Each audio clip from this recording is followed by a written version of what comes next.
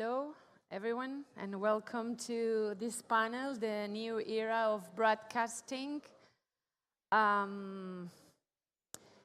We have these two experts, and we are going to talk about the deal of Serie A and OneFootball. We know that traditional broadcasting models facing increasing challenge. So leagues and platforms are shifting towards D2C solutions to better monetize and engage their audiences. So hello, Anna, that is the International Media Rights Director, the Lega Serie, and Maurits, the Chief Operating Officer in OneFootball. So let's go to the questions. The first question is to Anna. Serie A partnered with OneFootball to launch Home of Serie A, offering all matches directly to fans. So which is exactly Home of Serie A? So hello everybody, buenos dias. So Home of Serie A is a Lega Serie A proposition, content proposition in the UK and Ireland, distributed on a direct-to-consumer basis through our partnership with OneFootball. So it's basically the distribution of all the content we produce. When you think of a league, sometimes you just think about the 90 minutes live content, but there's much more that you can distribute, especially to be attractive to different audience targets. So there's a live proposition, there's highlights, there's shoulder content, there's backstage content, there's interactive content that is offered both on a pay and on a free basis, as we will see later. And what made you choose this digital approach over working with traditional broadcasters, and what are the keys? Look, we came to this after thorough analysis. Actually, our full ecosystem in the UK and Ireland is not just a direct-to-consumer proposition, but we have an agreement for 2 games per round with the traditional broadcaster. And then we entered into the analysis mode of how to best complement this traditional distribution and analyzing our fan base, the club's fan base, together with OneFootball's existing fan base. We realized that this was the best way for us to be relevant and to be available to the vast majority of the audience. Okay, and how do you see this trend shaping the future of football broadcasting, and what are the main advantages for leagues and fans for OneFootball? Yeah, I mean, well, thank you first of all for having us. Welcome, and I think Anna already touched up on this. Then fans engage with content all the time, not only when there's a match day, right? And I think the big advantage that, for example, OneFootball can bring to a league is that we are a content platform that is independent from live matches. Obviously, the live match is the most interesting piece of content, but transfer rumors, lineups, injuries, press conferences, all this is already at OneFootball. So what we can provide, and I think there we have a little bit of an advantage to the leagues, is we have a lot of users that come to our platform on a daily basis, that consume content that is outside the live match. And we collect a lot of data on all those users, so we know which team they follow, or which nationality they have, which club they like. So we are able to address them with the content that they like and that they are interested in. And I think the leagues and also the broadcasters are looking more and more into more flexible and unbundled offerings to fans. And I think we can help to reach those fans globally, because our platform is also not limited to one market, but exists in several languages. And this is obviously also something that, when we had very good and fruitful discussions with Serie A, that bringing a proposition themselves into a country where they do not have such a big presence or a product itself, we can help, because we have the platform in English language, and we have the user base there. And I recuperate the question then, how do you see this trend shaping the future of football broadcasting? Look, for us, it's as a league, it's extremely important to get one step closer to the fans. and to know them. So the good thing, one of the very good things that will come out of this partnership is the opportunity for us to tap into very specific data points. Because this is one of the advantages of deciding to partner with OneFootball rather than, look, we could have done it on our own, because technology is available nowadays. If you want to have an OTT proposition, Lega Serie A is quite advanced technologically. We have a full production center where we manage all our content, the production of the matches, the post-production. So the barrier was not the technology, but it was how can we get to know our fans better? Where is the starting point? And with OneFootball, we are already starting from a good basis of a fan basis, but a fan base that has been crossed. What they have, what we do have as a fan base, and each single club of Serie A has, but also, you know, data, the possibility to get data about who these fans are, how do they consume, because this then addresses the way you produce content and you offer content. And this for us is essential, because we are all fighting for audience, we are fighting for fan attention span and for consumer time. So the more you know them, the more you are acting according to what they are looking for. For me, the present and the future is to personalize contents and to connect with these audiences. So old people, and in this World Football Summit, we were talking about Gen Z and how is Serie reaching younger generation like Gen Z? Look, we are very active on social media, for example. So our Instagram account has got more than 11 million followers. On YouTube, we are at 9.5 million, and TikTok that we launched more recently is ramping up quickly. So we are at 4.5 million in Italy and 1.5 million for the account in Arabic that is serving the Middle East. So we are where these fans are. But then we felt it was not enough. So we needed to partner with somebody who is constantly out there with the fans. Because our proposition can be a video content proposition, but we need to complement it with what Maurits was saying. Look, this day-to-day content for the fans, for the Gen Z, they identify themselves with clubs, but mostly with players. And so they want to get to know everything about them. It's not just what we can offer, but it goes far beyond the video content that comes out of a match. So what we are doing is that we are implementing content that is meant for young generations, also in terms of influencer programs. And of course, all this content in the UK and Ireland would also be available through our partner, OneFootball. So it's the more traditional way, let me say, that we are in any case not forgetting. It's still an audience out there and we need to serve it. So in the UK, we are serving it with TNT, as we were saying. But there's another completely different audience that wants to consume more snack content, that wants to interact, and that you can find more on mobile devices than on traditional devices. And this is where we want to be, with content that is not the traditional content or the traditional commentary of a game, but involving those spokesperson to the Gen Z, the Gen Z is accustomed to interact with. And how is OneFootball helping Serie A in this way? Well, yeah, I mean, OneFootball has been around for 16 years, and also our product had to change over time because user habits change, right?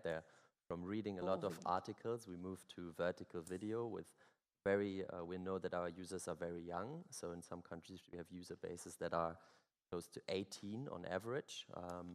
In Germany, we are a bit older because we've been around for a while.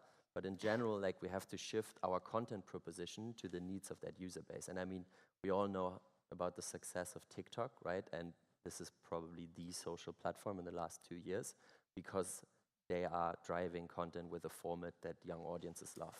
And we have identified our user base over the last couple of years with data points, and we are serving a lot of a big part of Gen Z via our content offering, and we are obviously constantly working on improving, and also with during the conversations with our partners, working on content formats collaboratively that are more appealing to young users. It's like what we did, for example, in Latin America as the first mover was the in-match highlight clips. So there was never a proposition before where you could actually get an in-match highlight clip. So you would get, let's say, a goal 10 seconds after it happens, kind of a live ticker, but you would already get the video for it. Because for many that's of interest, right? And the traditional highlights that come after the game might not be so relevant anymore because the result is already available on all kind of score apps.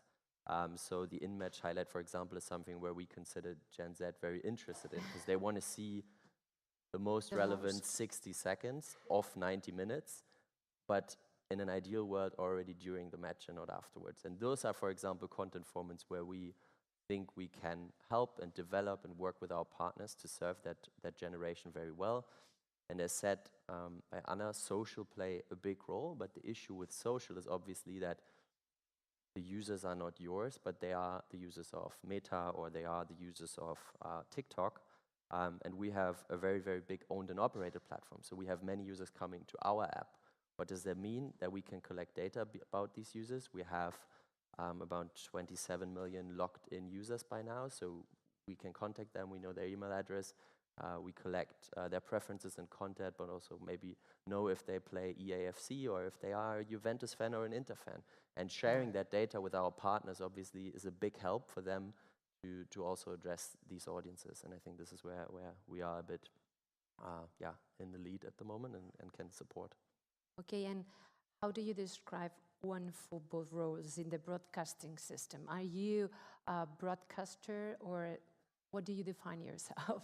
We have pivoted a bit in the last few years, but we are not a broadcaster. We are a distribution platform, and we think that our goal is to enable all rights holders to connect with their fans and then exploit and ultimately also monetize their content.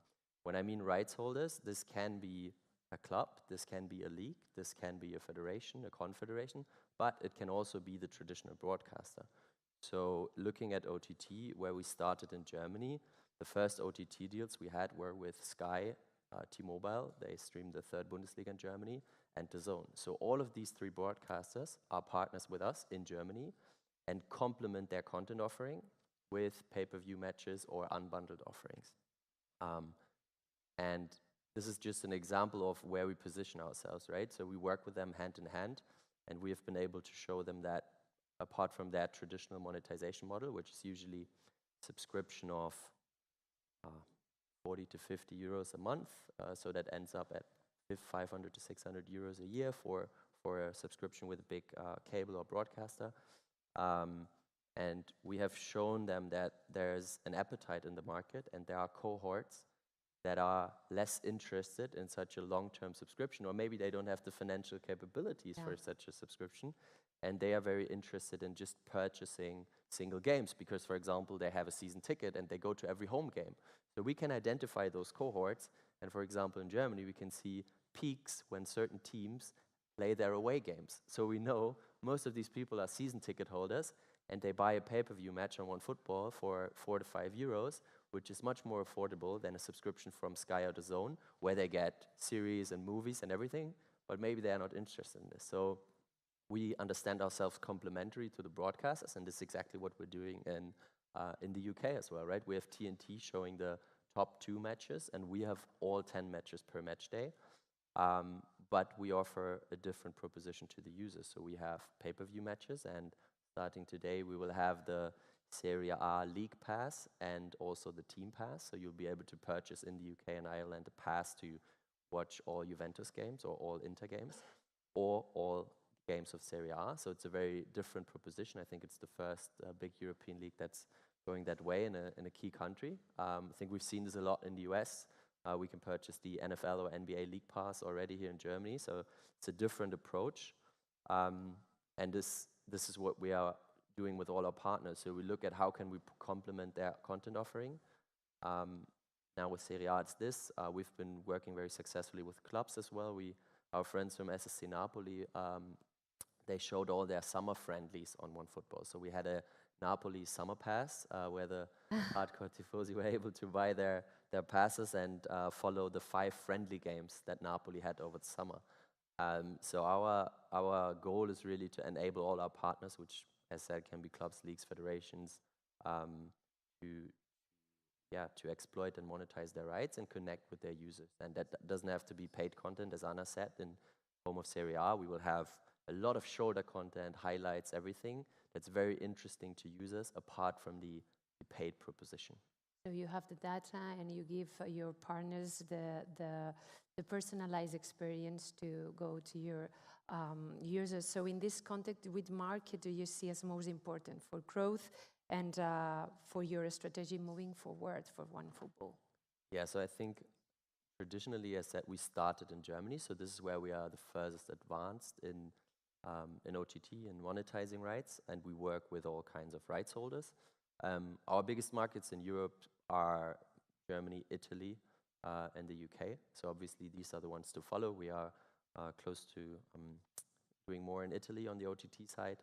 I mean, the market has been a little shaky in the last few years, so there were mergers and acquisitions. So we already had an offering, then we had to end it due to a takeover from another company in that specific market. But we are back on track to stream more in Italy, and obviously we are always open to help our partners like Serie A explore rights globally. So the UK was not next on the list. Actually, it was Italy, but with that partnership now and our user base, it makes total sense to go into that direction. And then we also work globally. So for example, with the German Federation, we stream the cup games globally.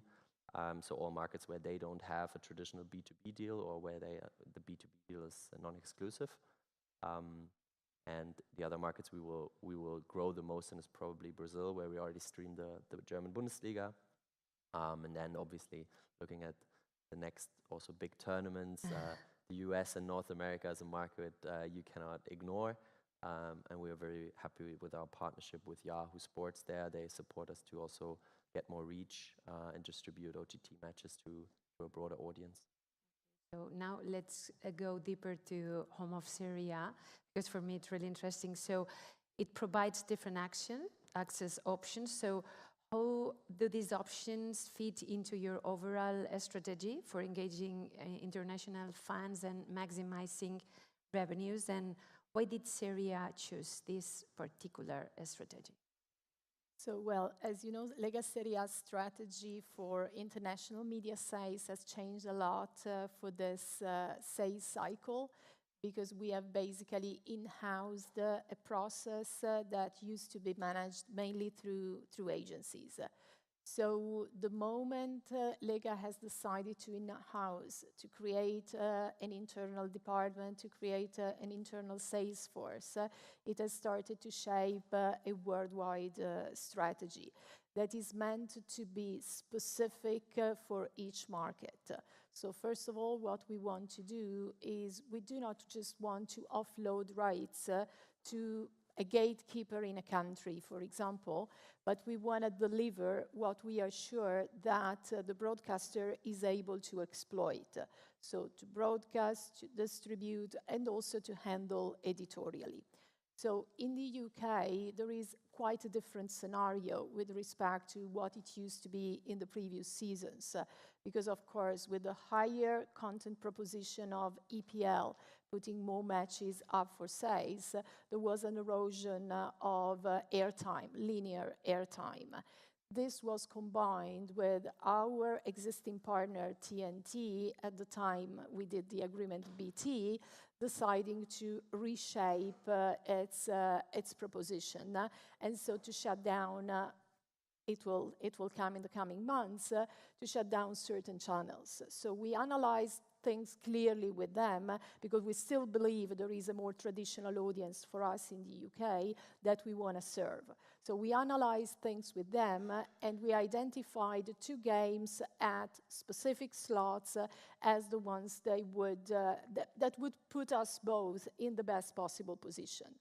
And then for the rest, we were approached by several parties. So we had options for a more traditional approach. So again, to complement a broadcaster deal with other broadcaster deals, or to go a little bit more innovative, also to a different target audience. And the moment we made this choice, we started to analyze very, very deeply our audience and the market, that for Serie A is quite mature. Because in the UK, you know, you have a lot of Italian people or people speaking Italian or being connected to Italy. So we really wanted to serve them in the best way. So you have the pay-per-view on one single match, just to serve those who are more occasionally there, or those who commute a lot, for example, between the UK and Italy. Then you have the club pass. And you know, at Lega Serie A, we have quite a number of well-known club brands. So we are quite renowned for being those, you could name easily 5, 6, 7 well-famous brands, even abroad. And there's a loyal fan base. So when analyzing the fan base that each of our clubs has in the UK, we saw that there was space for a proposition that was going more in the direction of a club-specific proposition. And this, by the way, is just the beginning, because Maurits was mentioning what they've done with Naples for the summer friendlies. But I mean, starting from the league's proposition, this will open up the possibility for each of our clubs to have its own channel within the OneFootball ecosystem. So it's the league that is also opening up opportunities for its stakeholders, bigger and smaller clubs. And that's why we went into a club package. But then, of course, you also need to have a full season proposition.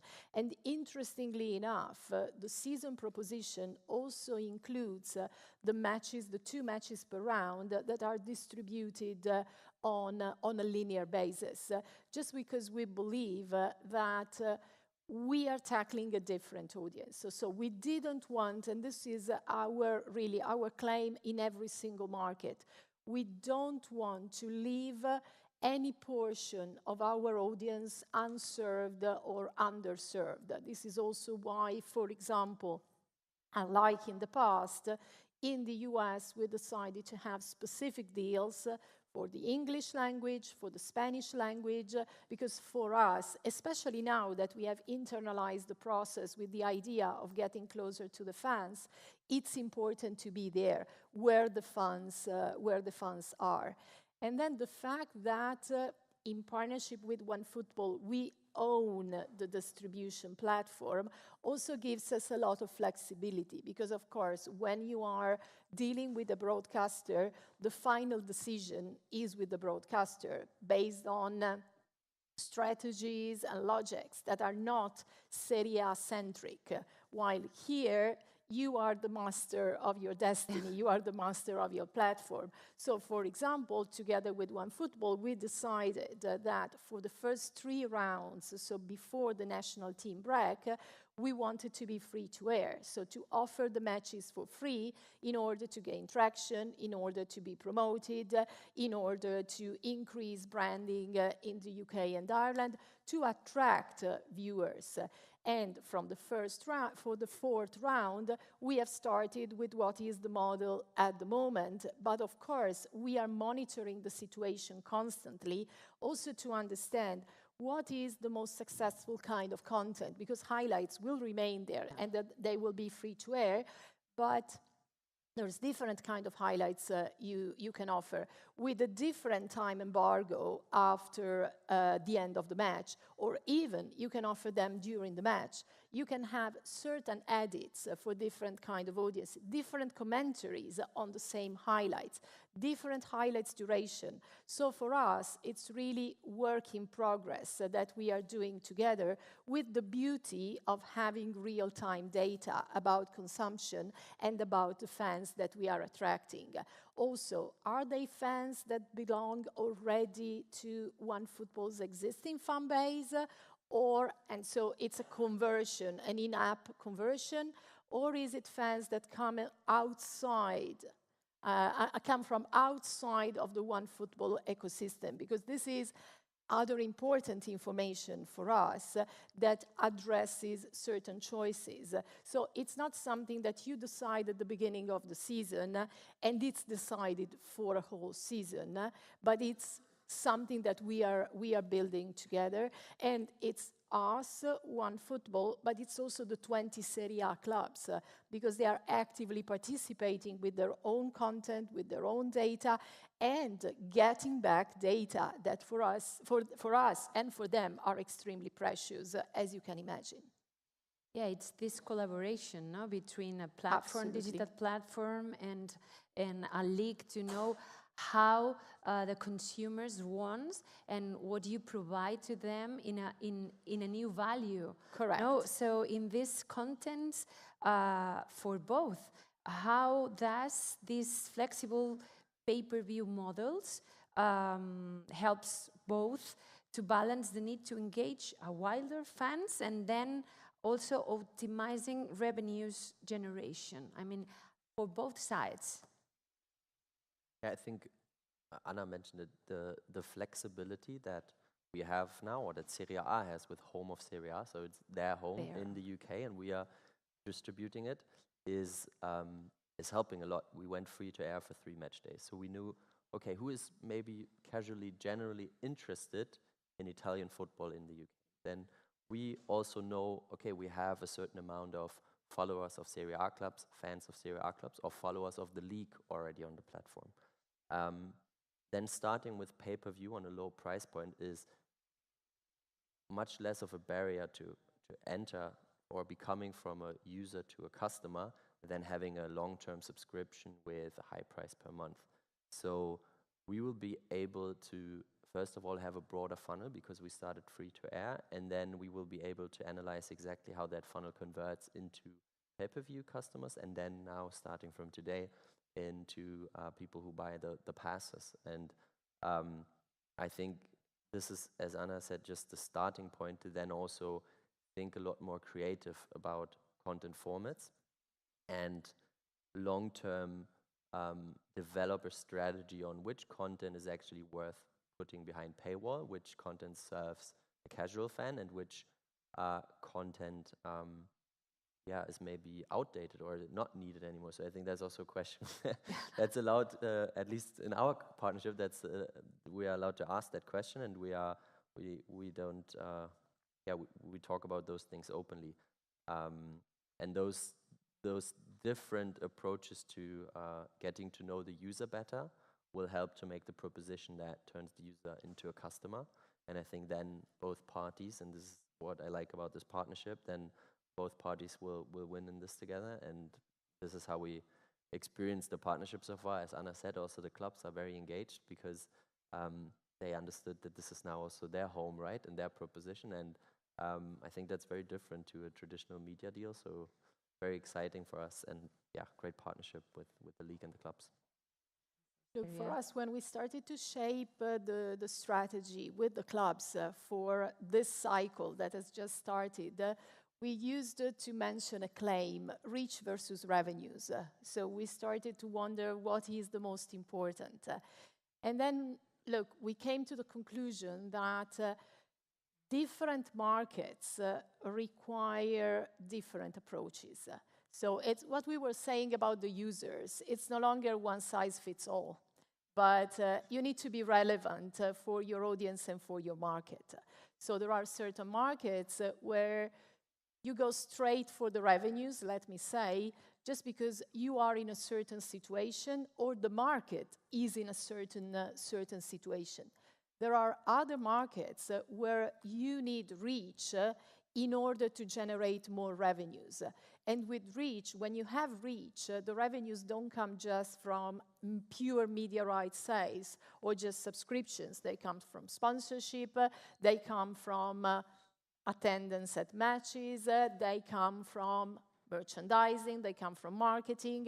And so as the clubs are so deeply involved in this project, they can see the 360-degree value of owning your distribution and ultimately owning your fans.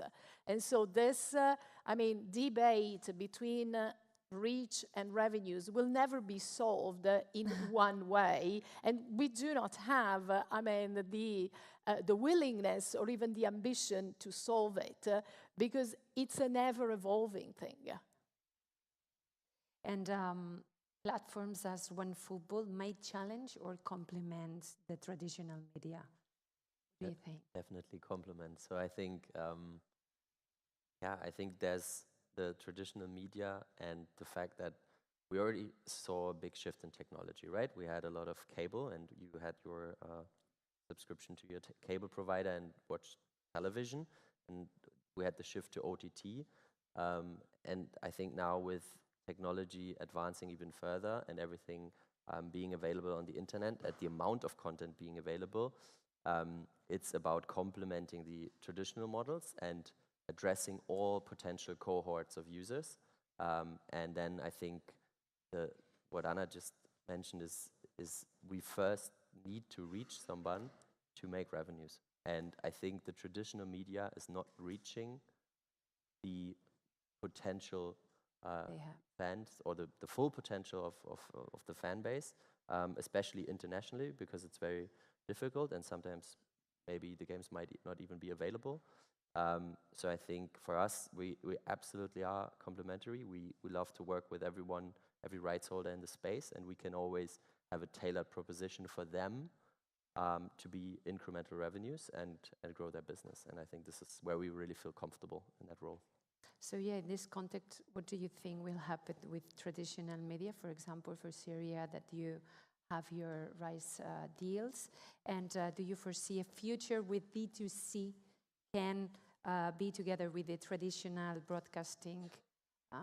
Look, I believe that D2C is already there with the traditional broadcasters, and the UK, what we have just described, I think is just one of the examples where two different media can coexist because their mission is different. Their way of handling the product is different, and their audience is different. Then, of course, as we were saying, there are more mature and less mature markets. But I still see, and I definitely see the opportunity for a more traditional broadcaster model and a D2C digital model to coexist. And even, just think about what's happening nowadays. It's the same broadcasters, because it's the B2C concept that is evolving. Back a few years ago, there was traditional model as opposed to a B2C model. While if you consider now the most mature markets, you can see how the traditional broadcasters are also moving into different kinds of distribution. And they can also be helped by facilitators, into inverted commas, like OneFootball can be. So the technology has developed. It would be a shame not to take advantage of all the opportunities that technology can give, can offer or can give to you. But I definitely see these two words as coexisting and sometimes converging, to the benefit of the leagues, for sure, but also to the benefit of the users and the fans, because they can really find what they are looking for, where they are looking for it. So do you think your partnership could open a new way in this landscape? Look, we are not the only ones that have started this. For us, definitely, this, for Lega Serie, this is definitely something that we wanted to test. There have been lots of rumors of B2C associated with Serie A in a number of markets. And we really felt the time was come to build a solid business case. So that's why we decided, and it was really a conscious decision, we decided to start this test in a market that is a significant market like the UK, in order for this to build up knowledge base, for sure, for us, to be a test, and then to be potentially exported to other markets. and to end this panel, which is the future, which is the next step, could be. What do you think? Well, working steadily, in my opinion, and taking advantage of all that the market and technology can offer to you. And it's also, you know, day to day. I mean, we have been in this partnership for quite recently, I mean, for a few weeks, months, but we are already into daily reviews. Hey, what can we do better here? But what if we do that? So the important, in my opinion, is to continue the discussion, and thanks to the data that we have, it's as if we were continuing the discussion with our fans. So getting also our fans at the table when we discuss how to shape our proposition. And from OneFootball point of view? Yeah, I think ideally we are able to, together with our partners, offer content in a way that we reach every potential fan in the way they demand it, right? And we talked about technology, we talked about how streaming has changed the landscape. If we look at how AI will probably change the landscape, and also the content creation and curation of content and individualization of content, I think this is going to be very interesting, because formats now are still linked to a lot of work and effort, but I think the change of formats from short to long form, from text to video, from audio to video, this will be done much faster and with very little efforts by technology in a few months and years. And then I think we have all the tools at hand to make the right decision based on user data that we collect, to provide everyone with the content proposal that they are looking for. And I think then the leagues and football can generally reach a much broader audience in a very tailored way. And I think that's actually exciting to meet the fans' demands, and that's our goal as a platform as well. So I guess next year we could have another conversation to see the results. So thank you very much for being here, and thank you very much, all.